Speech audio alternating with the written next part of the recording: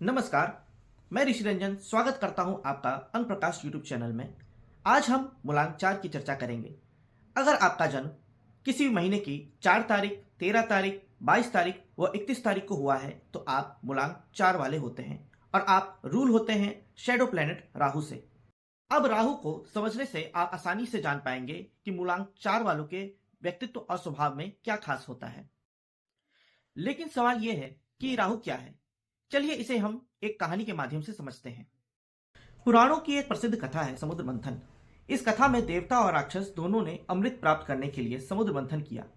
समुद्र मंथन के दौरान समुद्र से कई रत्न निकले और सभी रत्न देवताओं और राक्षसों में समान रूप से बांटे गए।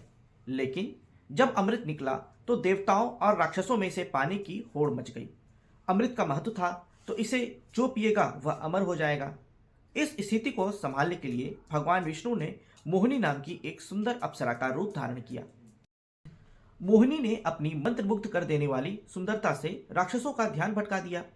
राक्षस मदिरा में डूबकर नाचने गाने लगे और इसी बीच मोहिनी ने चुपचाप देवताओं को अमृत पिलाना शुरू कर दिया। लेकिन तभी कुछ अनहोनी हुई। एक राक्षस जो बहुत ही ज्यादा चतुर था उसने यह साजिश समझ ली। उस राक्षस का नाम था स्वरभानु। उसने अपना वेश बदला और देवताओं की पंक्ति में शामिल हो गया और अमृत पी लिया।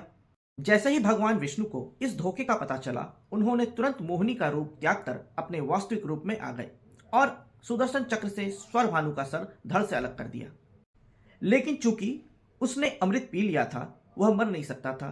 उसका सिर राहु कहलाया और उसका धड़ केतु। तभी से राहु और केतु दो अलग अलग अस्तित्व बन गए और उन्हें शैडो प्लैनेट्स का दर्जा मिला। अब इस पौराणिक कहानी से हम मूलांक 4 के व्यक्तित्व और स्वभाव को समझते हैं। सबसे पहले सोचिए राहु ने क्या किया। वह भी बाकी राक्षसों की तरह नाच गाने में शामिल हो सकता था, लेकिन उसने ऐसा नहीं किया। उसने भीड़ का हिस्सा बनने के बजाय कुछ अलग करने का फैसला किया। यह हमें सिखाता है कि मूलांक 4 वाले लोग हमेशा आउट ऑफ द बॉक्स सोचते हैं। ये ऐसी गतिविधियों की ओर आकर्षित होते हैं जो दूसरों को रहस्यमयी लग सकती हैं। इनकी सोच हमेशा अलग, अनोखी और मौलिक होती है। इन्हें पुराने रीति रिवाजों और परंपराओं पर आंख मूंदकर भरोसा करना पसंद नहीं होता। ये हमेशा बदलाव पर विश्वास रखते हैं और नई चीजों को अपनाने के लिए तैयार रहते हैं। अब कहानी का वह हिस्सा सोचिए कि राहु ने अमृत पाने के लिए क्या किया। उसने एक बड़ा कदम उठाया। राहु ने अपना भेष बदलकर देवताओं के साथ बैठने की योजना बनाई। यह कदम उसकी चालाकी और योजना बनाने की अद्भुत क्षमता को दिखाता है।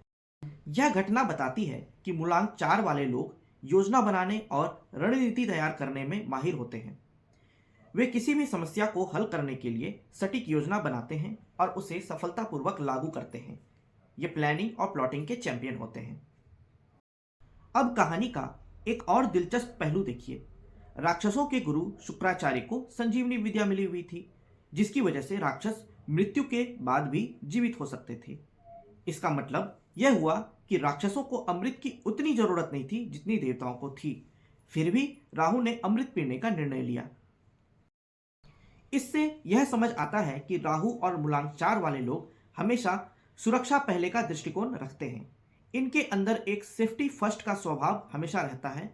ये ऐसा कोई भी मौका नहीं छोड़ते जो उनकी भविष्य की सुरक्षा सुनिश्चित कर सके। मूलांक 4 वाले लोगों के लिए जिंदगी में स्थिरता और सुरक्षा बेहद महत्वपूर्ण होती है। इसलिए उन्हें अक्सर सिक्योर जॉब या ऐसे क्षेत्र पसंद आते हैं जहां इनका भविष्य सुरक्षित हो। इनकी यह प्रवृत्ति इन्हें रिस्क मैनेजमेंट में भी अच्छा बनाती है। ये बड़े ही सोच समझकर अपने निर्णय लेते हैं, चाहे वह व्यक्तिगत हो या पेशेवर। जब राहु का सिर कट गया तब भगवान विष्णु ने राहु से पूछा, तुमने यह काम क्यों किया? क्या जरूरत थी यह करने की? अब तुम हमेशा ऐसे ही रहोगे।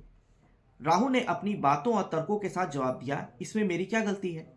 पूरे समुद्र मंथन में देवता और राक्षस दोनों भागीदार थे, तो फिर सिर्फ देवताओं को अमृत क्यों दिया गया? यहां से यह बात साफ होती है कि मूलांक 4 वाले लोग बहुत ही अच्छे तर्ककर्ता होते हैं। राहु की तरह ये भी अपनी बातों को साबित करने के लिए ठोस तर्क और तथ्यों का उपयोग करते हैं।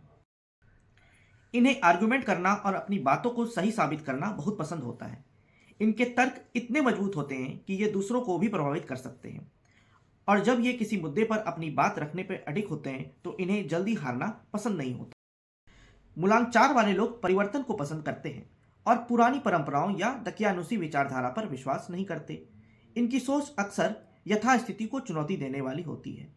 यही कारण है कि इन्हें रूढ़िवादी सोच से तालमेल बिठाना मुश्किल लगता है। अपनी अलग सोच और नए विचारों की वजह से ये अक्सर परिवार के सदस्यों या दोस्तों के साथ मतभेद का सामना करते हैं। इनके दोस्त या परिवार के लोग इनकी बातों को समझ नहीं पाते क्योंकि ये पुरानी सोच के खिलाफ खड़े होते हैं। यही कारण है कि मूलांक 4 वालों का फ्रेंड सर्किल सीमित हो सकता है। कई बार इनके दोस्त या रिश्तेदार इनसे बोर हो जाते हैं या फिर ये खुद उनसे दूर हो जाते हैं क्योंकि इनके विचार बाकी लोगों से काफ़ी अलग होते हैं। यह लोग किसी भी विषय पर अपना दृष्टिकोण खुद बनाते हैं और परंपरागत सोच को बदलने में विश्वास रखते हैं। हालांकि इसी वजह से इन्हें विद्रोही भी समझा जाता है। दोस्तों, यह कहना गलत नहीं होगा कि मूलांक 4 वाले लोग अपनी अलग पहचान बनाने में माहिर होते हैं, लेकिन उनकी यही सोच कई बार उन्हें गलत समझे जाने का कारण भी बन जाती है। दोस्तों, जैसा कि हमने कहानी में देखा कि राहु केवल एक सिर है, यानी सिर्फ एक ऊपरी शरीर। इसका सीधा अर्थ है कि राहु से प्रभावित मूलांक 4 वाले लोग दिमाग से जुड़े कार्यों में माहिर होते हैं। इनका दिमाग हमेशा नए आइडिया और तकनीक के साथ काम करने के लिए तैयार रहता है। मूलांक 4 के लोग खास तौर पर इन क्षेत्रों में अपनी प्रतिभा दिखा सकते हैं, जैसे टेक्नोलॉजी के क्षेत्र में ये बेहतरीन कंप्यूटर इंजीनियर, सॉफ्टवेयर डेवलपर और डेटा एनालिस्ट बन सकते हैं। डिजिटल मार्केटिंग में इंटरनेट और सोशल मीडिया की गहरी समझ के चलते ये search engine optimisation, social media management और डिजिटल कैंपेन में कमाल कर सकते हैं। इनका तर्क और समस्या समाधान इन्हें अच्छा डॉक्टर, रिसर्चर, लैब साइंटिस्ट के रूप में उभार सकता है। इनकी यूनिक सोच और आइडिया इन्हें एक बेहतरीन कंटेंट क्रिएटर, वीडियो एडिटर या ब्लॉगर बना सकती है। इनका क्रिएटिव और एक्सपेरिमेंटल नेचर इन्हें अच्छा शेफ या कुकिंग आर्टिस्ट के रूप में उभरने में मदद करता है। राहु को एक अधूरी देह का प्रतीक माना जाता है और इसी वजह से मूलांक 4 वाले लोगों में एक अधूरापन हमेशा बना रहता है। चाहे इनके पास कितना भी बड़ा घर, बंगला या संपत्ति क्यों न हो, इनका मन अक्सर असंतुष्ट रहता है। ये लोग हमेशा कुछ नया पाना चाहते हैं, जो इन्हें आगे बढ़ने की प्रेरणा तो देता है, लेकिन साथ ही इन्हें मानसिक शांति से दूर भी रखता है। राहु का यह प्रभाव इन्हें असाधारण सोच और बड़े सपने देखने की ताकत देता है, लेकिन संतोष पाना इनके लिए चुनौतीपूर्ण रहता है। दोस्तों, अगर आपका मूलांक 4 है तो एक बात तो तय है, आप बहुत मेहनती हैं, लेकिन जीवन में आपके लिए अनिश्चित बदलाव अक्सर होते रहते हैं। जो चीजें आप प्लान करते हैं, कई बार वे बिल्कुल उल्टी दिशा में ही हो जाती हैं। मान लीजिए आप पढ़ाई किसी एक क्षेत्र में कर रहे हैं, लेकिन जब करियर बनाने का वक्त आता है तो आप बिल्कुल अलग ही कर रहे होते हैं। राहु का प्रभाव आपकी लाइफ में ऐसा खेल खेलता है, जो आप सोचते हैं वही नहीं होता है। अब कुछ मशहूर हस्तियों की बात करते हैं जो मूलांक 4 के प्रभाव में है। भारत के लौह पुरुष सरदार वल्लभ भाई पटेल, जिनकी दृढ़ता और प्रशासनिक क्षमता ने भारत को एकता के सूत्र में बांधा। अमेरिका के पहले अश्वेत राष्ट्रपति बराक ओबामा, जिनकी अलग सोच और बोलने की कला ने उन्हें इतिहास में अमर बना दिया। अमित शाह, जिनकी रणनीतिक सोच और योजना ने भारतीय जनता पार्टी को नई ऊंचाइयों तक पहुंचाया। ये सभी मूलांक 4 के जीवंत उदाहरण हैं, दृढ़ निश्चयी, रणनीतिक और प्रभावशाली। अब हम बात करते हैं मूलांक 4 वालों के कुछ सरल उपायों की, जिसे अपनाकर वे अपने जीवन में शांति और संतुलन ला सकते हैं।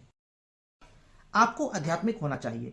आपके जीवन में थोड़ी आध्यात्मिकता का समावेश होना जरूरी है। मेडिटेशन की प्रैक्टिस करके आप मानसिक शांति और संतुलन पा सकते हैं। आपको कोई ना कोई पालतू जानवर रखना चाहिए। ये आपको खुश रखेगा और आपके अंदर एक सकारात्मक ऊर्जा का संचार करेगा। आपको कभी कभी अपनी जिद और प्रैक्टिकल सोच के कारण रिश्तों में समस्याएं आ सकती हैं। याद रखें, रिश्ते केवल भावनाओं पर चलते हैं और प्रैक्टिकल सोच से रिश्तों की समस्याएं हल नहीं हो सकती। कैरियर या जॉब में प्रैक्टिकल होना ठीक है, लेकिन रिश्तों में आपको भावनात्मक दृष्टिकोण अपनाना पड़ेगा। तो दोस्तों, यदि आपका मूलांक 4 है तो आपको संतोष के साथ संतुलन बनाना होगा, ताकि राहु का प्रभाव आपके जीवन में बाधा ना बने। अगर आपने अपने आप को इस वीडियो से रिलेट किया तो वीडियो को लाइक करें, शेयर करें और हमारे चैनल को सब्सक्राइब करना ना भूलें। अगले वीडियो में हम चर्चा करेंगे सभी मूलांकों की कि आपका 2025 कैसा रहेगा। तब तक के लिए धन्यवाद।